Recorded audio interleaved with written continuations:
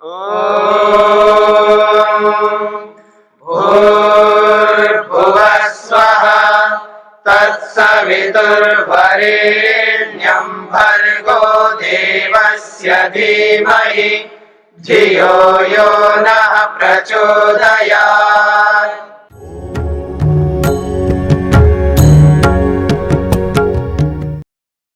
कर रहे हैं।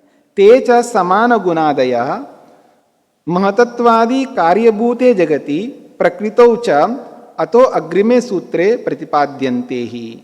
तो कहते हैं तेज समान गुणादया, वो जो समान गुण है महतत्वादि कार्यभूते जगति, महतत्व अहंकार मन ज्ञानेन्द्रियां कर्मेंद्रियां रूप ये जो कार्य जगत बना हुआ है, इस कार्य जगत में वो विद्यमान है। और इस बात को अग्रिमे सूत्रे प्रतिपाद्यन्ते, आगे आने वाले 126वें सूत्र में इसकी चर्चा करेंगे। त्रिगुण अचेतनत्वादि द्वयो, इस सूत्र में प्रधान व्यपदेशाद वा, और प्रधान व्यपदेशाद का अर्थ समझा रहे हैं। वह च अर्थे, आज मैं बोल रहा था ना, आपको स्मरण आ रहा है ना, वा शब्द जो है अथवा अर्थ में भी होता है और अर्थ में भी होता है। यहां वही बात कह रहे हैं, वा च अर्थे, वा जो है ये चा के अर्थ में, चा का अर्थ होता है और, वा शब्द का अर्थ यहां और है, यही कह रहे हैं। सूत्र में जो वा है ये विकल्प अर्थ में नहीं है, ये और अर्थ में, समुच्चय के अर्थ में है। अथच प्रधान व्यपदेशादपि प्रकृति सिद्धि, प्रधान के व्यपदेश से भी, प्रधान के कथन से भी प्रकृति की सिद्धि होती है। प्रधानमिति, प्रधान को प्रधान क्यों कहते हैं? प्रकृति का एक नाम प्रधान है, याद रखना। प्रकृति को आप प्रकृति भी बोलते हो, सत्व रज तम भी बोलते हो, और उसको और भी नाम दिए हैं योग में। योग में बहुत सारे नाम दिए हैं प्रकृति के, तो उन नामों में से एक नाम ये भी है प्रधानम। प्रधान शब्द भी प्रकृति के लिए आता है। तो प्रकृति को प्रधान क्यों कहते हैं जी? तो कह रहे हैं प्रधीयते इति प्रधानम। प्रधीयते को खोला है प्रध्रियते, उस प्रध्रियते को भी खोला है प्रारभ्यते, प्रारब्ध होता है, प्रकट होता है। व्यक्ति रूपम, व्यक्त रूप को प्रकट होता है, यानी व्यक्त होता है। यस्मात् तत्प्रधानमिति, कहते हैं जो प्रारंभ होता है उसको प्रधान कहते हैं, जो प्रकट होता है उसको प्रधान होता है। यानी पहले वो अप्रकट रूप में रहता है, जब वो प्रकट हो जाता है अभिव्यक्ति के रूप में आ जाता है, इसलिए उसको प्रधान कहते हैं। तो प्रधानमिति नाम व्यपदेशात् शास्त्रेषु, शास्त्रों में प्रधान के नाम से कथन किया जाता है। प्रकृति को शास्त्रों में प्रधान शब्द से बोला जाता है।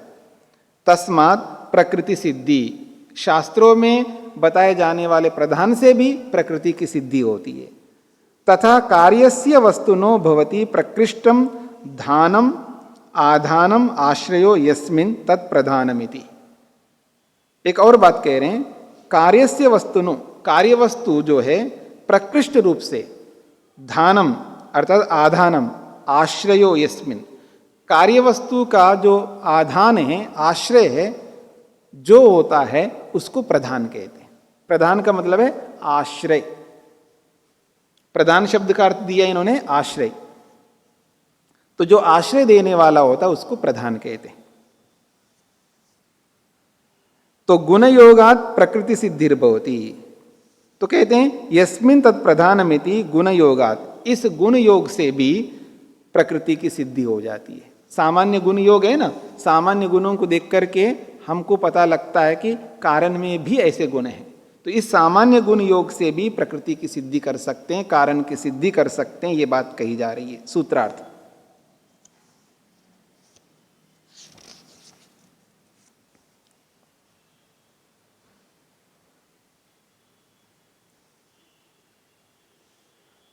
अनायास से, अनायास से अर्थात बिना विशेष प्रयास के, अनायास से अर्थात बिना विशेष प्रयास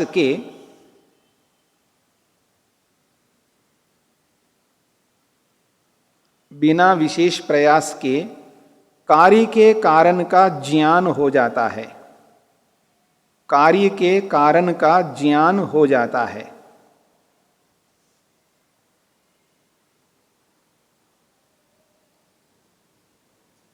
सामान्य गुणों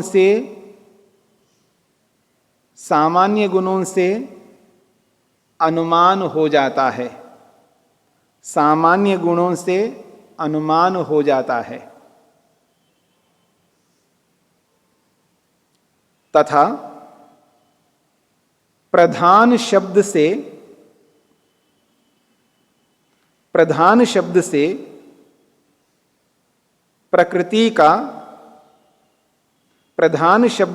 प्रकृति का शास्त्रों में उपदेश होने से,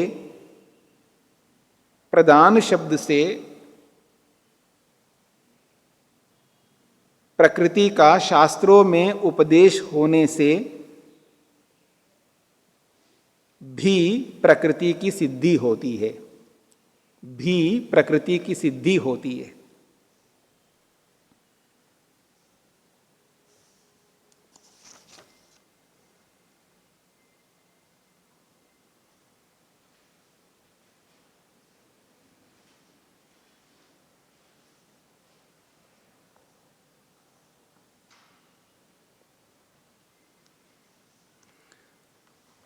पूर्वोक्तयो प्रकृति कार्ययो 125वें सूत्र में प्रकृति और कार्य इन दोनों के विषय में जो समानता बताई है, उसी बात को लेकर के 126वें सूत्र में बात कही जा रही है। पूर्वोक्तयो प्रकृति कार्यो, पूर्व कहे हुए प्रकृति और उसके कार्यों में क्या समानता है? त्रिगुण अचेतनत्वादि द्वयोः, उसमें क्या क्या समानता है वो बताई जा रही है। त्रिगुणत्वम, त्रिगुणत्व है, तीन तत्वों से कार्य जगत बना हुआ है, उसमें त्रिगुणत्व है। त्रिगुणत्व क्या है? सत्व रजस तमोमयत्वम। प्रकृति जो है या कार्य जगत जो है, ये सत्व रज तमो स्वरूप वाला है, एक बात। दूसरी बात, अचेतनत्वम, वो कैसा है? जगत अचेतन है, नॉन लिविंग थिंग है, अर्थात जड़त्वम, उसमें जड़ता है। फिर आदि शब्देन, सूत्र में जो आदि शब्द आया है, उस आदि शब्द से और बातें कही जा रही है। परार्थत्वम, क्योंकि जगत परार्थ है, स्वयं के लिए संसार नहीं है, संसार किसी और के लिए यानी आत्मा के लिए है, तो परार्थत्व है उसमें, अर्थात पुरुषार्थत्वम, पुरुष के लिए है। पुरुष प्रयोजनार्थत्वम, उसी को खोल के स्पष्ट किया है, पुरुष के प्रयोजन के लिए जगत है। फिर परिणम्यमानत्वम च, अंतिम बात कहिए, वो परिणम्यमान है, यानी बदलने के स्वरूप वाला है। जगत जो है बदलाव स्वरूप वाला है, बदलने का स्वरूप रखता है, उसमें बदलाव हो रहा होता है, यानी परिणाम होता रहता है। तयो प्रकृति कार्ययो हो, उस प्रकृति और कार्य में ये समानता है। सूत्रार्थ,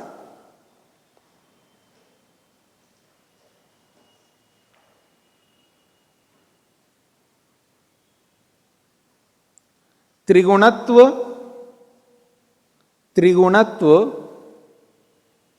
अचेतनत्व, त्रिगुणत्व अचेतनत्व, परार्थत्व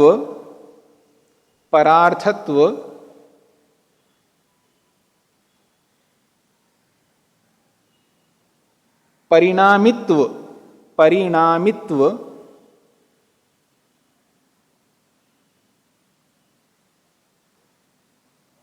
ये सब प्रकृति और जगत, ये सब प्रकृति और जगत इन दोनों में समान हैं, इन दोनों में समान हैं।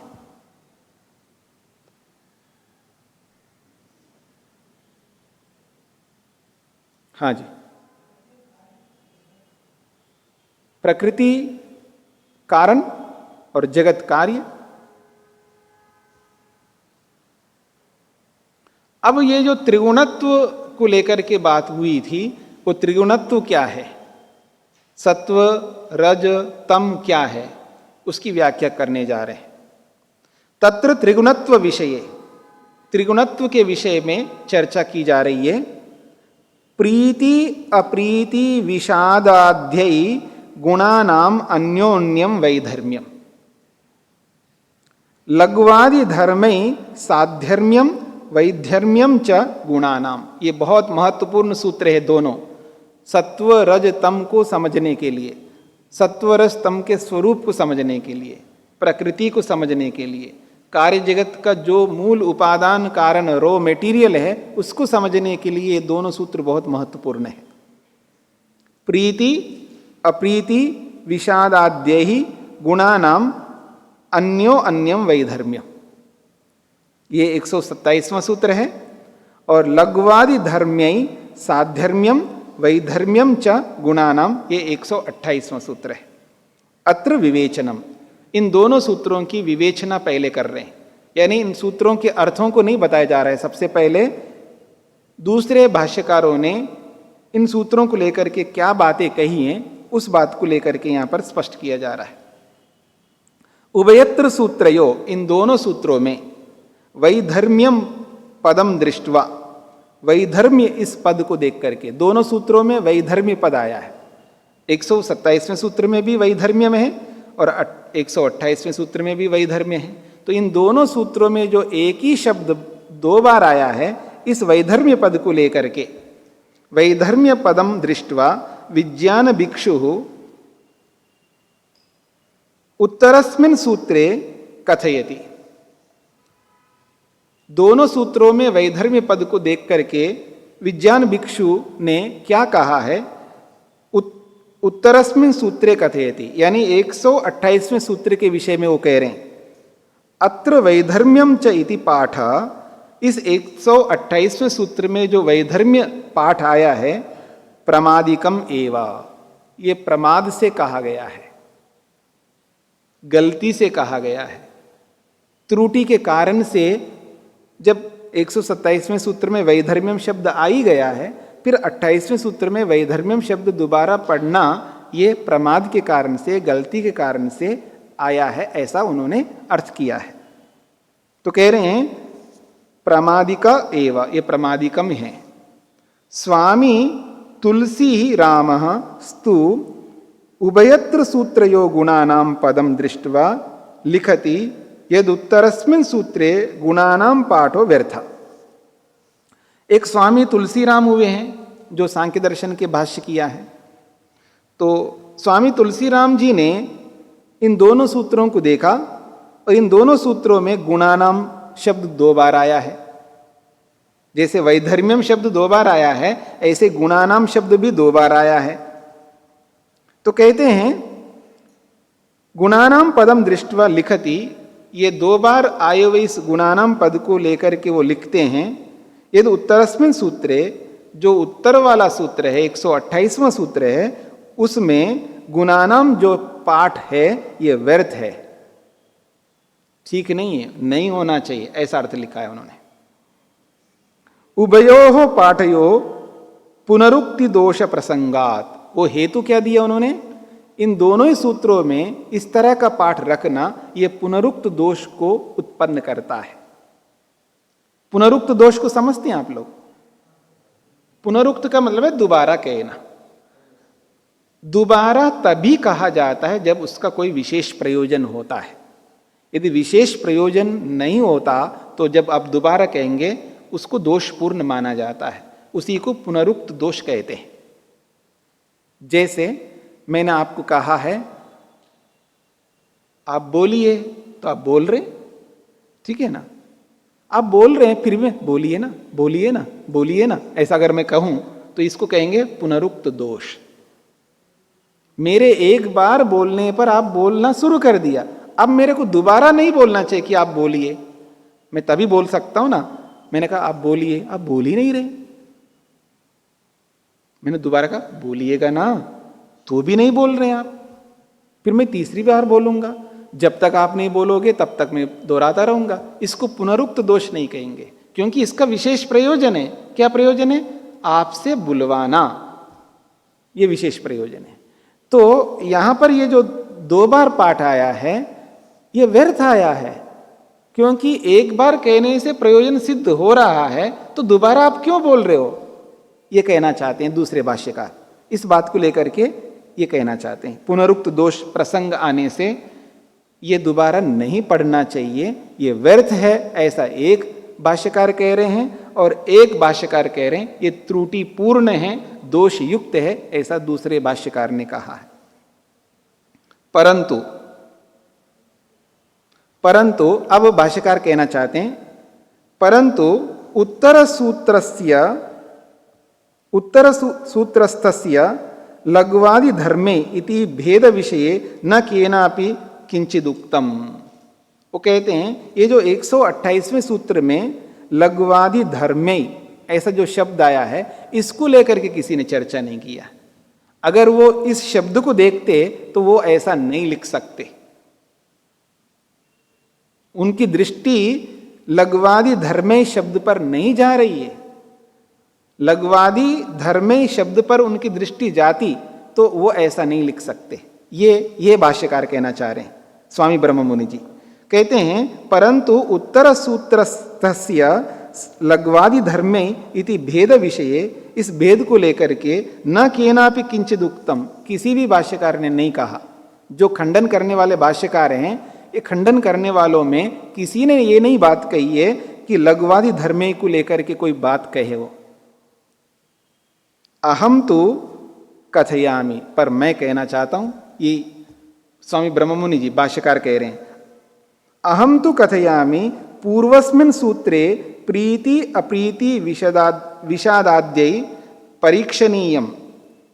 पूर्व सूत्र में यानी 127वें सूत्र में जो प्रीति है, जो अप्रीति है और जो विषाद है, ये तीनों की परीक्षा हमें करनी है। परंतु उत्तरस्मिन् सूत्रे लघ्वादि धर्मे निरीक्षणीयम, और 128वें सूत्र में जो लघु आदि धर्म बताए हैं उनकी हमें निरीक्षण करना चाहिए। एक में तो परीक्षण करना चाहिए, एक में निरीक्षण करना है, दोनों में अंतर है। पहले वाले में जो प्रीति अप्रीति और विषाद है उसकी परीक्षा करनी, हमें पता ही नहीं है। सत्व में प्रीति है, हमें पता है क्या? हमें पता नहीं, उसकी परीक्षा करनी है। रज में अप्रीति है, इसकी हमें परीक्षा करनी चाहिए। प्रीति का मतलब है प्रसन्नता, प्रीति का अर्थ है सुख, सुख देने का स्वभाव, प्रसन्नता का देने का स्वभाव सत्व में है।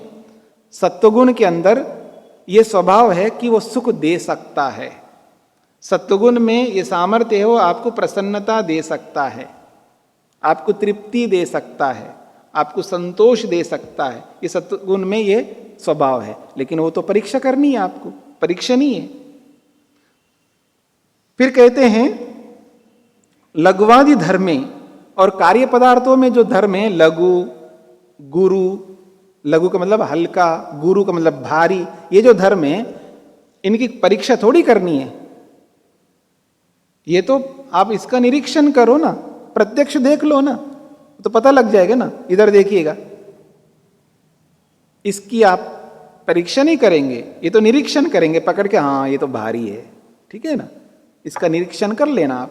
और ये कागज है, ये हल्का है, लघु है, ठीक है ना, ये लघु है, इसका निरीक्षण करो, ये भारी है, इसका निरीक्षण करो। लेकिन सत्व में जो प्रसन्नता है, सत्व में जो सुख है, वो आप निरीक्षण नहीं कर सकते, उसकी परीक्षा करनी पड़ेगी आपको। आपको पता ही नहीं है उसमें है या नहीं है, इसकी परीक्षा करना है।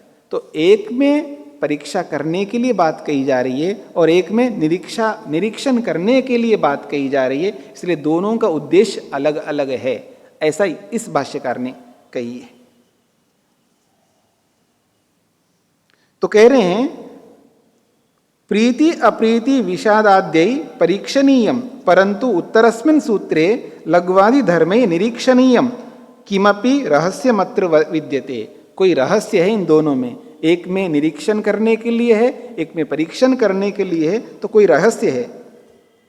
तद किम इति उच्यते, वो रहस्य क्या है दोनों में, उसको लेकर के ये सूत्र हैं और उसी को लेकर के वैधर्मी शब्द है। अलग अलग, पहले वाला वैधर्मी अलग प्रकार का है, दूसरे वाला वैधर्मी अलग प्रकार का है। पहले वाला गुना नाम अलग प्रकार का है, दूसरे में जो गुना नाम है ये दूसरे प्रकार का है, ये कहना चाहते भाष्यकार। तो वो क्या रहस्य है, उसी रहस्य को बताने के लिए इन दोनों सूत्रों में ये बार बार शब्दों को बताया गया है। आभ्याम सूत्राभ्याम पूर्वम सूत्रमस्ति त्रिगुणा चेतनत्वादि द्वयो। इन आभ्याम सूत्राभ्याम, इन दोनों सूत्रों से जो पहला जो सूत्र है 126वां सूत्र, वो क्या है, त्रिगुण अचेतनत्वादि द्वयो। अत्र द्वयो पाठात, उस 126वें सूत्र में जो द्वयो पाठ पड़ा है, इस द्वयो पाठ से कारणम कार्यम च प्रस्तूयते। द्वयो शब्द से कारण और कार्य इन दोनों को प्रस्तुत किया गया है उस सूत्र में। तस्मात्, इसलिए सूत्रात्, तस्मात् सूत्रात् अत्र उभयत्र सूत्रयो त्रिगुणत्व विषये विवेचना क्रियते। उस सूत्र से पता लगता है, उस 126वें सूत्र में प्रकृति यानी कारण और कार्य इन दोनों को लेकर के चर्चा की है, उससे 127वां और 128वां इन दो सूत्रों में कि हमें त्रिगुणत्व के विषय में विवेचना करना है, तीन गुण कैसे हैं उसकी विवेचना करना है, उसको समझना है। यत् कारण कार्ययो क्रमस्य प्रस्तुतत्वाद गुणानां विषये विशिष्ट वर्णनाय कारण कार्ययो क्रम दृष्टिया द्वे एते सूत्रे विज्ञेये। वो कहना चाहते हैं कारण और कार्य इन दोनों का क्या क्रम है, उस क्रम को प्रस्तुत करने के लिए, और गुणानाम विषये गुणों के अंदर विशिष्ट क्या गुण हैं, सामान्य क्या गुण हैं, इन विशिष्ट गुणों को बताने के लिए, क्रम को दर्शाने के लिए ये दो सूत्र हैं। इन दो सूत्रों में 127वें सूत्र में जो वैधर्म्य है ये कारणों को लेकर के वैधर्म्य को बता रहा है, और 128वां जो सूत्र है ये कार्यों को लेकर के वैधर्म्य बता रहा है। तो कारण का वैधर्म्य अलग प्रकार का है, कार्य का वैधर्म्य अलग प्रकार का है, ये बात कही जा रही है। ये बात पकड़ में आ रही है आप लोगों को? एक वैधर्म्य जो है कारणों के वैधर्म्य को लेकर के बताएगा, और एक वैधर्म्य जो है कार्य के वैधर्म्यों को, वैधर्म्य मतलब विपरीत धर्म, विरुद्ध धर्म, विरुद्ध धर्मों को वैधर्म्य कहते हैं और समान धर्मों को साधर्म्य कहते हैं। दो शब्द हैं यहाँ पर, वैधर्म्य और साधर्म्य। समान धर्मों को लेकर के जब प्रस्तुत किया जाता है वहां शब्द का प्रयोग होता है साधर्म्य यानी समान धर्म, और विरुद्ध धर्मों को लेकर के जब चर्चा की जाती है उसको कहते हैं वैधर्म्य।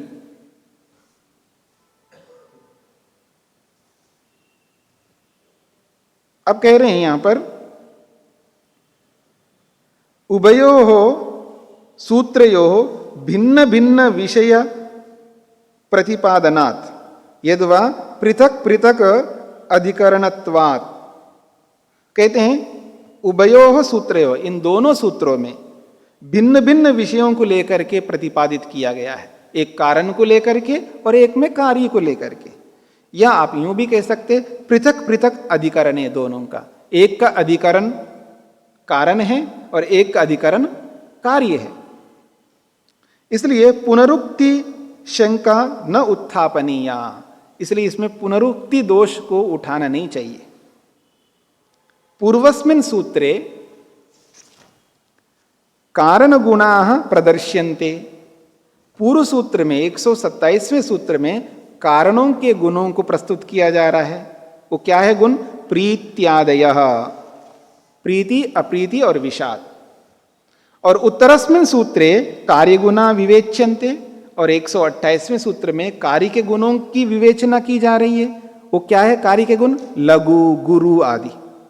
अत्र उत्तर सूत्रे गुणानाम पाठस्य स्थाने गुणवताम पाठः स्यात्। अब ये भाष्यकार क्या कहना चाहते हैं?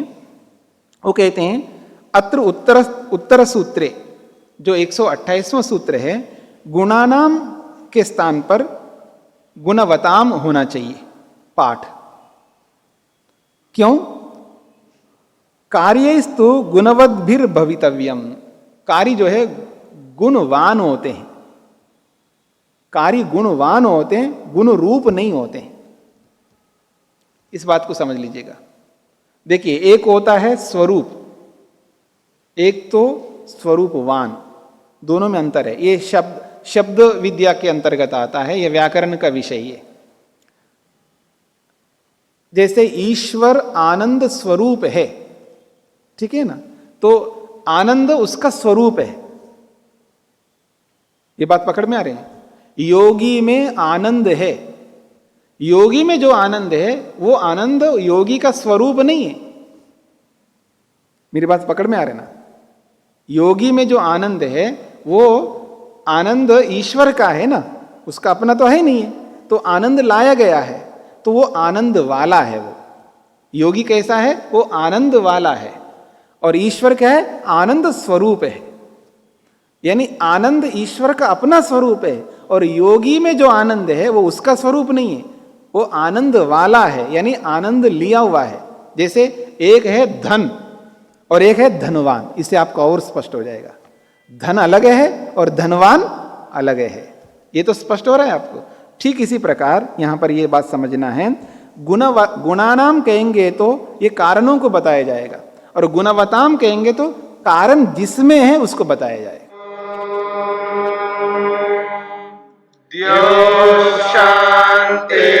शांतिरंतरिक्षम शांतिर्पृथिवी शांतिरापः शांतिरोषधयः शांतिः वनस्पतयः शांतिर्विश्वे देवाः शांतिर्ब्रह्म शांति सर्वं शांति शांतिरेव शांति क्षमा शांतिरेधि। ओम शांति शांति शांति